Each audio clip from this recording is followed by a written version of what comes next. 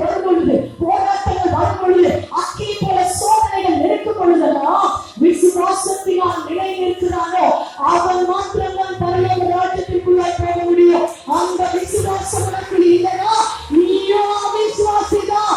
அந்த விக்கிரகத்தை வணங்குறவன ஒண்ணுதான், நீயும் ஒண்ணுதான். அவனுக்கு இருக்கிற விசுவாசம் கூட நமக்கு இருக்கா? கொஞ்ச நேரத்துல எனக்கு தெரியும் இது நடக்காது, ஜெர்மனி ஒரு 10 நாள்ல பதில் வரலன்னா நடக்காதுன்னு சொல்றோம் இல்லையா? ஆனா நாம் விசுவாசத்தை ஆண்டவர் சோதிக்க கூட இழுத்தளிப்பார். இப்ப ரீசெண்டா என் வாழ்க்கையில நடந்த சம்பவம் என்னை உற்சாகப்படுத்தியது. உங்களை விசுவாசத்தை பலப்படுத்தும் என்பதற்காக இதை பிரைஸ் தி லார்ட். என் பேர் நெல்சன் ராஜ். நான் செங்கல்பட்டுல மாவட்ட நீதிமன்றத்தில் வக்கீலா இருக்கேன். இந்த மிராக்கல் செக்கினா சர்ச்சுக்கு 2012 வரேன். இங்கே அமாவாசை நிறைய இந்து மக்கள் தான் 90% வருவாங்க.